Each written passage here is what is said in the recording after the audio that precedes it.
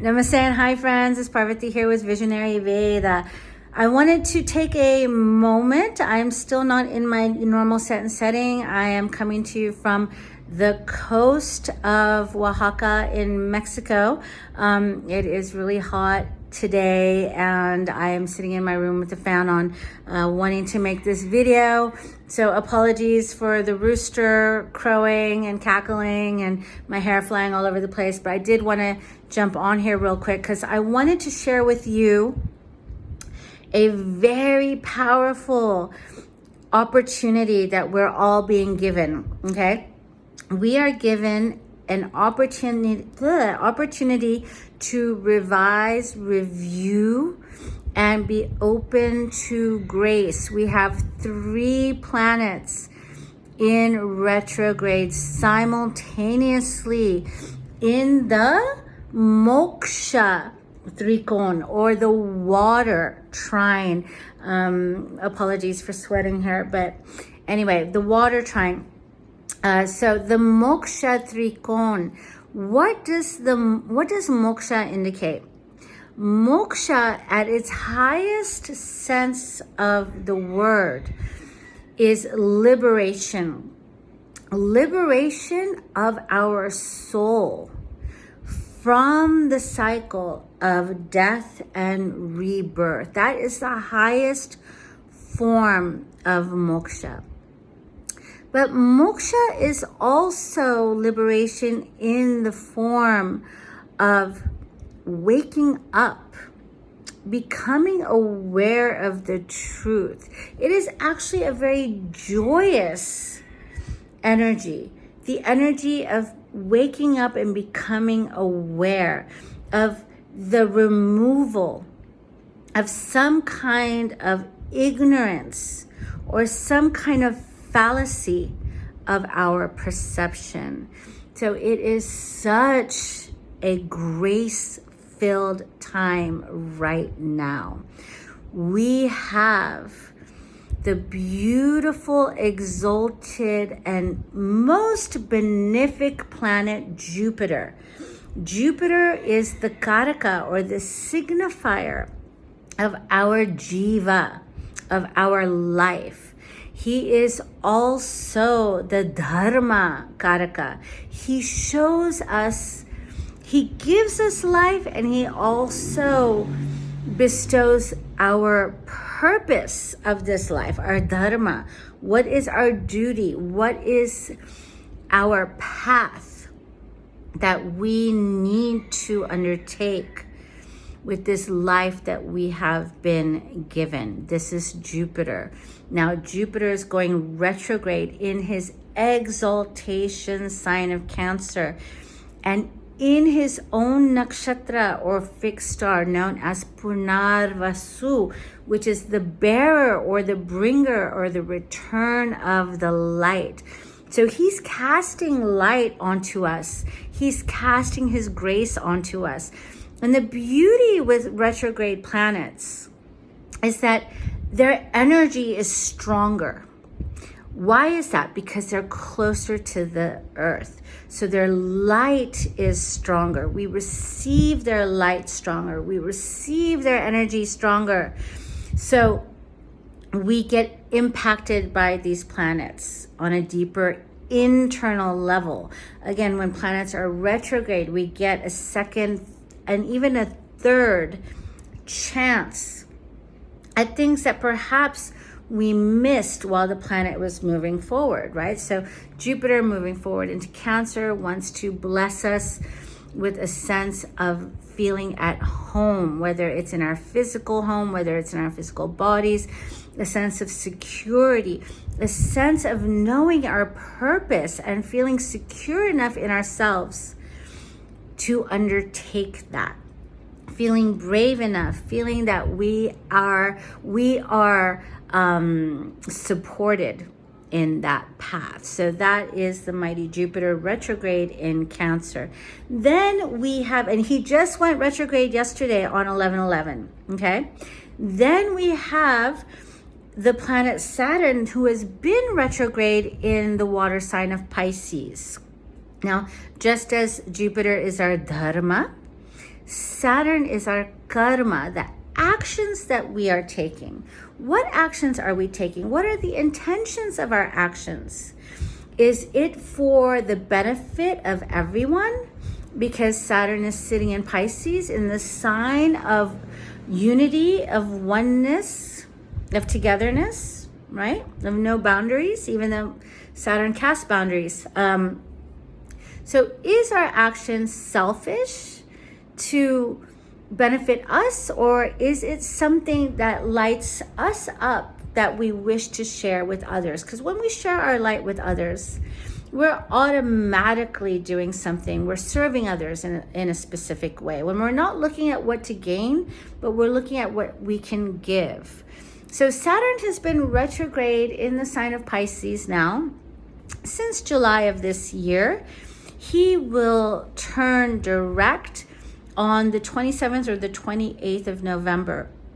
So in a couple of weeks. So yeah, I'll talk more about that when it gets closer. But what was my point? I don't know. I just forgot my point. Anyway, Saturn in Pisces. So it's also sitting with the planet Neptune. And the planet Neptune is going to be in the sign of Pisces for some time. It's very powerful in Pisces in that the boundaries of who we are, that egoic individual self, tends to dissolve. It can also be the fine line between enlightenment or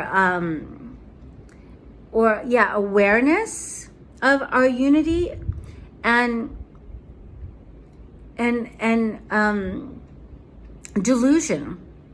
Sometimes we can get deluded as well, but with Saturn there, it's going to keep that from happening this time. You know, there's this beautiful saying, it's that I've heard before, where the insane person drowns in the same water in which the saint floats, or something like that. So that really illustrates the energy of Neptune in Pisces. Now with Saturn there, what Saturn does, it allows us to bring our dreams into reality. The dreams that we know that we can achieve, the purpose that we are meant to be here for, that can become illuminated for you at this time. Some grace can come in and your eyes can open to what is possible and how you can achieve your dreams in this time frame. It's such a beautiful grace. You know, Saturn, another saying, it's from an old TV show, I think Star Search, but I'm not sure. There was this saying that was that they used to say at the end of this show, and it was, keep your feet on the ground, but keep reaching for the stars. And that illustrates beautifully this energy of Saturn and Neptune together in Pisces. Saturn will Neptune will open your perception up to see, to literally get the visualization of what you are meant to do. You are a thread woven in this tapestry of life. Your colors, your beingness is important for the entire picture, the entire tapestry, right? To shine. It's the glory of your spirit that is meant to contribute to others. And this Saturn in Pisces with that Neptune will give you the practical insights into how to walk that path, what actions to take, how to go about doing it day by day, step by step. These next 2 weeks, you know, when planets are in retrograde, they give us this third chance, second chance, third chance to pick up that which we missed along the way. So allow Saturn to illuminate you on the steps you need to take, the karmic actions you need to take in order to achieve your dreams. And then finally, we have Mercury that just went into retrograde on November the 9th and will come out of retrograde on November the 29th. Mercury is retrograde in Scorpio, and it's sitting, in fact, today it's exactly conjunct at 11 degrees with the Lord of Scorpio, Mars. Okay, so actually today is going to be kind of a wonky, strange day energetically today and tomorrow. I'll tell you more about that at the end, but just to finish the Moksha Trikona, the water signs, Mercury is the karaka, or the signifier of artha, or our work in this work. So we have dharma, karma, and artha, all encapsulated within the Moksha Trikona. Okay, so all of the 4 Purusharthas, the 4 pillars of life, are activated for these next 2 weeks. So Mercury will show us what we need to, how we can rather incorporate this into our work. So we are happy, we are fulfilled, and we are communicating our highest truth and our truest selves. It is a brilliant, brilliant time for all of us to come into alignment with the truth of who we are, so we can walk that path, so we can act through that, and we can create meaningful work for us through that, whether it is a side hustle or our main gig, or just something that we love to do that is going to benefit others. It will come into clarity through the grace of these 3 retrograde planets until the 27th, 28th of this month, when Saturn will station direct. And then on the 29th, Mercury will station direct. So those days are also going to be very, very powerful.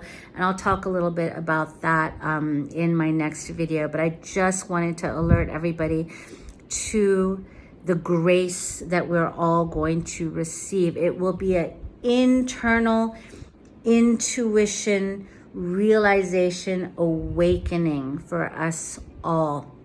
Those of you who are sensitive have already been feeling the grace, and you have already been seeing the signs, but we're all going to be seeing it, feeling it, and we have to believe in it. We have to go with this grace that is available to us in these next 2 weeks. Now, I hope you will all take advantage of it. It is a glimmer of the truth being shown to you.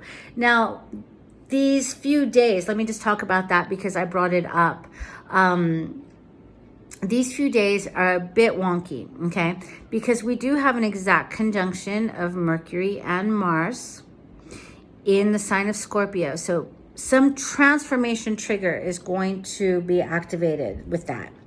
We have a debilitated sun with the Lord of its sign that it's in right now, Libra. It's with Venus. So in Vedic astrology, that's known as a Nicha Bhanga Raj Yoga. It reverses the debilitation, but there will be some ego things. There will be some issues regarding leadership internally, as well as on the stage of the world, externally with world leaders. And Moon is with Ketu today and tomorrow in the sign of Leo. Again, showing leadership issues, world issues. Moon and Ketu together indicates, well, Ketu indicates by itself terrorism. There was an attack yesterday in Delhi, in India. There was a bomb blast. I am so sorry for those who have suffered from it. But that is showing political upheaval, leadership, terrorism, all in that sign of Leo, the sign of the leaders. And Moon there, Moon is the ruler of Cancer, where Jupiter is. And if you've listened to my earlier videos, you heard me talk about the issue of homeland security coming up, feeling secure in the homeland because of that exalted Jupiter in Cancer. So with that Ketu and that Moon, there are going to be more issues about tightening down, just nations battening down the hatches with their security. So that's just a side note. You know, Moon is going to move the day after tomorrow, and it's going to join, it's going to go into Virgo, and then it's going to join the Sun for our next new moon, which I will do a video on. There's also certain things I want to, certain announcements I want to bring. Basically, right now we have a chance to revamp, review, revise our lives. And I'm also getting insight and clarity as to the next steps and stages of my path. So I wish to just share a little bit of that with you, but I think I'm going to leave it until the next video. There is one more insight that I did receive that I wanted to share with you today before I end. And that is, yesterday, I was with a few friends here and we were playing a game. And I realized during that game that this also extends to life. And it's also one of the greatest teachings, which is we will take more risks in life or in games or in anything when we are not afraid to win or lose. We're not afraid of what the outcome is. We're just enjoying playing the game. And when we let go of needing to win, then we can risk more, we can expand more, we stop being afraid because we're not afraid of losing anything. We're just enjoying the process. So that's just a little takeaway for everyone to remember. You know, life is but a dream. Don't take it too seriously. Enjoy the process. Reach for the stars. Stay grounded with your feet on the earth and know that you're here for a reason. And that reason is within reach. If we let go of the outcome, we can just shine without any fear, right? Because there's no expectations attached. So wanted to leave you with that little tidbit of insight I received. And as always, enjoy the life, my friends. Make the most of it. And I will see you in the next video. Thank you, as always, for all of your support, your likes, your shares, your comments. It does mean a lot to me. Signing off. Adios, amigos. And I will see you in the next video. Take care now. Thank you so much. Bye-bye.